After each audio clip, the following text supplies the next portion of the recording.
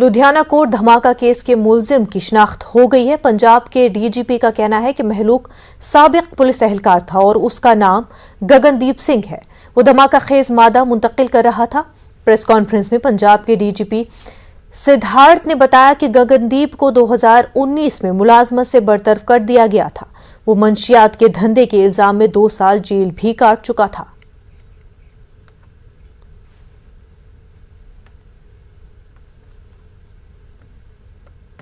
Constable of Punjab Police, who had been arrested by the STF for carrying narcotic drugs. The case which had been registered in this regard way back in 2019, this was FIR number 75 dated 11th of August 2019 under the NDPS Act. The STF under the leadership of Mr. Harpreet Sidhu, additional DG, arrested him, Gagandeep Singh. उस वेले ये थाना सदर दा मुंशी होंदा सी। 385 gram heroin ਇਹਦੇ ਕੋਲੋਂ ਮਿਲਿਆ। ਇਹਦੇ ਨਾਲ ਸਾਥੀ ਸੀ ਇਹਦੇ ਅਮਨਦੀਪ ਐਂਡ ਵਿਕਾਸ, ਜਿਨ੍ਹਾਂ ਕੋਲੋਂ 400 ਗ੍ਰਾਮ ਹੈਰੋਇਨ ਹੋਰ ਮਿਲਿਆ ਸੀ। 2 ਸਾਲ ਜੇਲ੍ਹ ਤੇ ਰਹਿਣ ਤੋਂ ਬਾਅਦ ਗਗਨਦੀਪ ਨੂੰ ਬੇਲ ਹੋਇਆ। ਇਹਦੇ ट्रायल चल रहे सी। He transitioned from just narcotics to mafia to drugs. Now this is a very dangerous combination जो सामने साढ़े आया। This is going to be a very major challenge for us. But however ਇਹਦੇ ਨਾਲ ਜਿਹੜੇ ਬੰਦੇ ਸੀ we have tracked out for reasons of the experience कि साड़ी इन्वेस्टिगेशन गां निकले। मैं ज़्यादा कुछ नहीं दस सकता, बट इन्हां दे लिंक्स जेल दे विच पंजाब च and from abroad with Khalistani elements, with terror outfits, with mafia outfits, as well as narcotic smugglers, ये उभर के आया सामने। जिमें जिमें डिटेल्स आएंगे we will be providing them to you. पर आप सभी युवाओं को बधाई देता हूं। मित्रों, हम लोगों ने पिछले लगभग 1.5 साल से अधिक समय को वैश्विक महामारी कोरोना को झेलते हुए देखा है। कोरोना महामारी ने पूरी दुनिया को तबाह किया, पूरी दुनिया को पस्त कर दिया। दुनिया की बड़ी बड़ी ताकतें कोरोना के सामने पूरी तरीके से पस्त होती हुई दिखाई दी। लेकिन भाइयों बहनों, देश के अंदर प्रधानमंत्री मोदी जी के नेतृत्व में कोरोना प्रबंधन जिस तरीके से आगे बढ़ा, हम लोग इस बात को देखते थे। जब प्रधानमंत्री जी ने देश के अंदर जनधन योजना लागू की थी, हम लोगों को लगता था इस योजना का क्या लाभ होगा। लेकिन जब कोरोना कालखंड में जनधन अकाउंटधारी उन महिलाओं के खाते में डीबीटी के माध्यम से पैसा जाता था, तब लगता था प्रधानमंत्री मोदी जी की सोच दूरदर्शी सोच है। मोदी जी ने 7 वर्ष पहले तय कर लिया था कि हर गरीब का खाता होना चाहिए। अगर भाइयों बहनों गरीब का खाता नहीं होता तो गरीब के पास पैसा नहीं पहुंच पाता। प्रधानमंत्री मोदी जी ने स्टार्टअप इंडिया की शुरुआत 5 साल पहले कर ली थी। स्टैंडअप इंडिया की शुरुआत 5 वर्ष पहले कर दी थी। डिजिटल इंडिया की शुरुआत 5 वर्ष पहले कर दी थी, और उसके परिणाम भी हम सबको देखते हुए दिखाई दे रहे थे।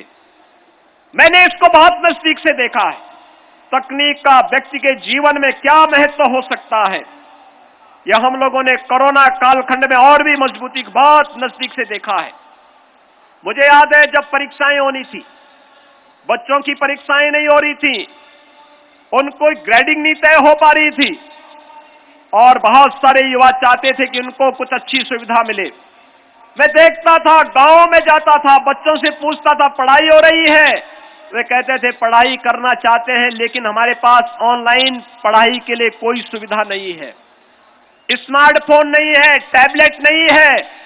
हम कैसे अपनी पढ़ाई को आगे कर सकते हैं?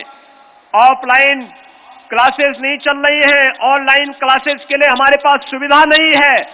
और तब सरकार ने तय किया हम प्रदेश के 1 करोड़ युवाओं को टैबलेट और स्मार्टफोन देने के साथ जुड़ेंगे, जिससे ऑनलाइन एजुकेशन के साथ साथ ऑनलाइन एग्जामिनेशन की कार्रवाई को भी आगे बढ़ाया जा सके। और भाइयों बहनों, आज इस कार्यक्रम का शुभारंभ करते मुझे अत्यंत प्रसन्नता की अनुभूति हो रही है कि प्रदेश के सभी 75 जनपदों की उपस्थिति में इस कार्यक्रम को हम आगे बढ़ा रहे हैं। और यहां पर हम लोग न केवल अपने छात्र छात्राओं को जो स्नातक और प्रास्नातक में अध्ययन कर रहे हैं उनको, बल्कि प्रतियोगी परीक्षाओं में भाग लेने वाले और प्रदेश की कोचिंग संस्थाओं में, मुझे याद है जब लॉकडाउन प्रारंभ हुआ था, सबसे पहली चुनौती हमारे सामने आई थी कि कोटा में जो बच्चे प्रतियोगी परीक्षाओं की तैयारी कर रहे थे, उन बच्चों के लिए कैसे उनको उनके घर में सुरक्षित लाया जाए। राजस्थान सरकार तैयार नहीं थी सहयोग करने के लिए। मुझे उत्तर प्रदेश से बसेज भेजनी पड़ी थी कोटा, और उन सभी 15,000 बच्चों को सुरक्षित उनके घरों तक पहुंचाने के कार्य किए थे। और भाइयों बहनों, तब मैंने तय किया था, तब हमने अपने अधिकारियों को एक जिम्मेदारी दी थी, और जिम्मेदारी ये दी थी कि अब हमारे प्रदेश के बच्चों को प्रतियोगी परीक्षाओं की तैयारी करने के लिए प्रदेश के बाहर न जाना पड़े, इसके लिए हर कमिश्नरी हेडक्वार्टर पर इसकी व्यवस्था की जानी चाहिए। और भाइयों बहनों, आज 10,000 अभ्युदय कोचिंग की व्यवस्था जो हम लोगों ने प्रदेश के अंदर हर एक कमिश्नरी में की है, अब हम उसके हर जनपद तक ले जा रहे हैं। ऐसे 10,000 प्रतियोगी छात्रों की तैयारी करने वाले अभ्युदय कोचिंग से जुड़े हुए युवाओं को भी स्मार्टफोन देने और टैबलेट की व्यवस्था, फ्री में टैबलेट और स्मार्टफोन देने के साथ आज हम जोड़ने जा रहे हैं। मैं इस अवसर पर इन सबको हृदय से बधाई देता हूं, अपनी शुभकामनाएं देता हूं। भाइयों बहनों, लखनऊ में योगी आदित्यनाथ खिताब कर रहे थे। आगे बढ़ते हैं। दिल्ली के वज़ीर-ए-आला अरविंद केजरीवाल अपनी मुहिम जारी रखे हुए हैं। सीएम केजरीवाल ने अमृतसर के टाउन हॉल में मुनक्किदा एक प्रोग्राम से खिताब किया। उन्होंने खिताब करते हुए आम आदमी पार्टी में शमूलियत इख्तियार करने वकीलों से अपील की है। उन्होंने कहा कि आम आदमी पार्टी बरसरे इक़्तिदार आने पर वकीलों के तमाम मसाइल हल किए जाएंगे। आज मैं आपके साथ रिश्ता बनाने के लिए आया हूं।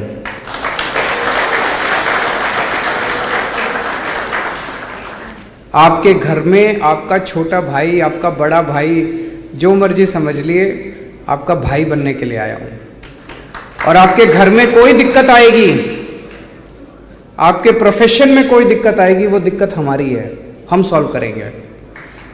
ये जो आपने 3-4 प्रॉब्लम बताई हैं, ऐसा नहीं कि ये 3-4 प्रॉब्लम सॉल्व कर देंगे तो सारे वकील बल्ले बल्ले हो जाएंगे। और प्रॉब्लम आएंगी, जिंदगी है कि नहीं है?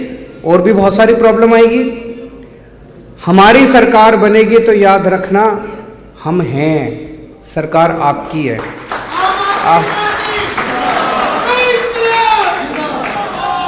तो आपके लिए लॉयर्स चेंबर भी बनवाएंगे। दिल्ली में भी बड़े शानदार लॉयर्स चेंबर बनवाए हैं अभी हमने। हम आपके लिए मेडिकल इंश्योरेंस भी देंगे, लाइफ इंश्योरेंस भी देंगे, स्टाइपेंड भी देंगे, और हाई कोर्ट के बेंच भी बनाएंगे। और भी आपके जो जो मसले हैं, सारे मसले हल करेंगे। आपके साथ मिलके सरकार चलाएंगे, आपके साथ मिलके काम करेंगे। मैं अभी इस मीटिंग के पहले भी ठंड साहब के साथ बैठा था। मैंने उनसे पूछा कितने वकील हैं पंजाब में? बोले जी 80-85 हज़ार वकील हैं। तो आज इस मंच के जरिए मैं उन 80-85 हज़ार वकीलों से निवेदन करना चाहता हूँ कि सारे के सारे मतलब सारे के सारे, एक भी छूटना नहीं चाहिए, आम आदमी पार्टी ज्वाइन कर लो। वक्त हो गया एक छोटी सी ब्रेक का, जल्द होंगे हाजिर। इस न्यूज हेडलाइंस के प्रायोजक पेट सफा आयुर्वेदिक जूस। पेट सफा, हर रोग दफा।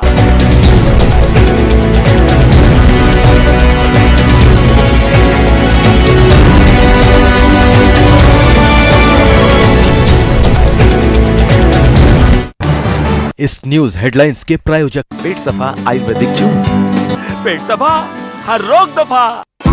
इस क्रिसमस एपिसोड में देखिए बिग बॉस फेम कपल एजाज और पवित्रा से खास मुलाकात। नहीं, मैं इतने पैसे भरती हूँ होटल वालों को, अगर मैंने छोटा सा शैम्पू चुरा लिया तो क्या गलत कर दिया? छोटी सरदारनी में हुआ सेंटा बनाने का competition. Jingle bell jingle all the way. और देखिए भारती सिंह की रणवीर सिंह के साथ मस्ती। जब से इस बंदे ने करियर शुरू किया है हिट पे हिट दे रहा है। दीपिका पादुकोण से शादी कर ली, अब क्या भारती सिंह से करोगे? देखना ना भूले। ब्रेक के बाद आपका खैर मकदम है। शोपियां जिले के चौगाम इलाके में हफ्ते के रोज सिक्योरिटी फोर्सेस के साथ एक मुसल्ला तसादुम में लश्कर तैयबा तंजीम के 2 मिलिटेंट मारे गए। सराय के मुताबिक मारे गए मिलिटेंटों की शिनाख्त सज्जाद अहमद साकिना बरीपुरा शोपियां और राजा बासित नजीर साकिना पुलवामा के तौर पर हुई है।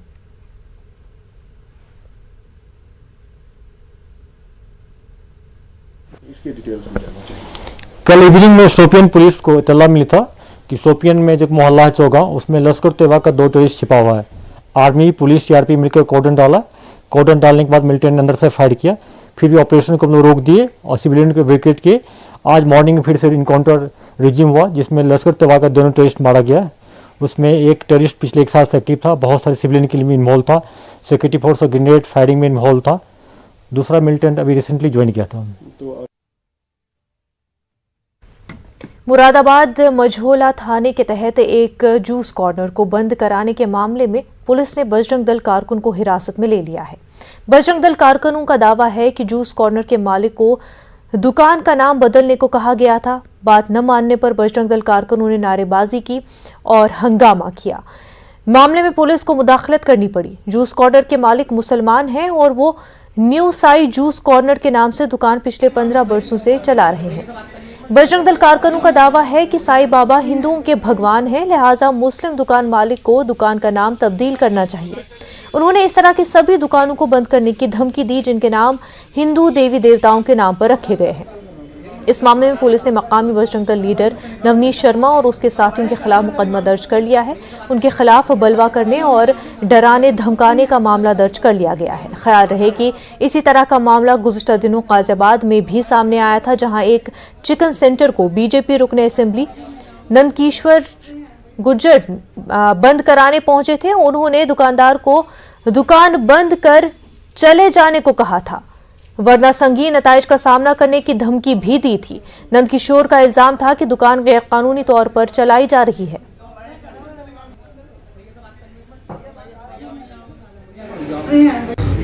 ये बुद्धि विहार में एक दुकान थी साईं जूस सेंटर। तो कार्यकर्ताओं को पता लगा तो कार्यकर्ता गए, उससे ऐसा निवेदन किया कि दुकान का नाम बदल दो, ये हिंदू देवता का नाम है, हिंदू भगवान का नाम है। हम इसे पूछते हैं, आप एक मुस्लिम व्यक्ति हैं, शब्बू नाम है, तो अपने ही धार्मिक चिन्हों को बनाकर धार्मिक नाम रख के ऐसी दुकान खोली है। तो जब निवेदन नहीं माना तो 100 नंबर को फोन किया गया, पुलिस को बुलाया गया, पुलिस से उसे पकड़वा दिया गया। फिर थाने में हम भी पहुँचे तो थाने में जो है मुकदमा लिखवाया गया। फिर कुछ अधिकारी एजीएम सिटी, एसपी सिटी और एसपी साहब आए, बातचीत हुई तो इस बात पे सहमति बनी कि वो अपना नाम, जो दुकान का नाम है वो चेंज करेगा, बदलेगा उसको। काशी विश्वनाथ धाम की सूरत ही बदल गई है। अब विश्वनाथ तक गंगा के किनारे वाराणसी के पुराने घाटों से बराह रास्त कश्ती के जरिए पहुंचा जा सकता है। आईआईटी कानपुर ने गंगा नदी में तैरता हुआ सीएनजी स्टेशन तैयार किया है। Self adjusting fixed type jetty technology का इस्तेमाल करते हुए इको फ्रंट इंफ्रास्ट्रक्चर तैयार किया गया है। वाराणसी में गंगा में चलने वाली 2000 से ज्यादा छोटी और बड़ी कश्तियों को सीएनजी में तब्दील किया जाएगा, जिससे मल्लाह कम खर्च में ज्यादा आमदनी हासिल कर सकेंगे।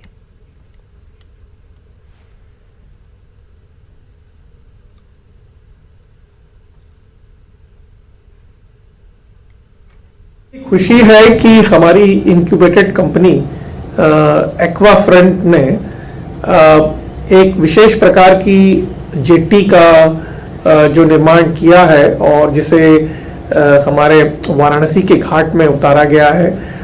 इस जेट्टी का उपयोग जो है वो जो नाव जो है जो कि गंगा नदी में जाएंगी काशी विश्वधाम कॉरिडोर के लिए, उनके लिए जो सीएनजी फिलिंग स्टेशन का काम करेगी। तुर्की और यूनान के दरमियान वाक़े बहरियाए एजीन में तारकीन वतन की कश्ती डूब गई, जिसके नतीजे में कम से कम 16 अफराद हलाक हो गए हैं। महलूकीन में खवातीन और बच्चे भी शामिल हैं।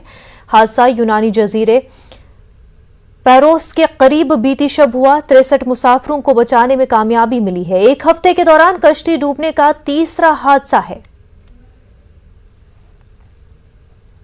दुनिया का सबसे बड़ा खलाई टेलीस्कोप आज मदार में नस्ब किया जाएगा। इसकी उल्टी गिनती शुरू हो गई है। इसे अमरीकी रियासत मेरीलैंड के शहर बाल्टीमोर में कायम मरकज स्पेस टेलीस्कोप साइंस इंस्टीट्यूट से कंट्रोल किया जाएगा। ये जॉन हॉपकिंस यूनिवर्सिटी का इदारा है। ये टेलीस्कोप जमीन के मदार में पहले से नस्ब नासा की दूरबीन हबल की तरक्की याफ्ता और जदीद तरीन शक्ल है। ये टेलीस्कोप नासा, यूरोपीय खलाई एजेंसी और कनाडा की खलाई एजेंसी का मुश्तरका प्रोजेक्ट है। बुलेटिन में फिलहाल इतना ही। हमें दीजिए इजाजत। आदाब।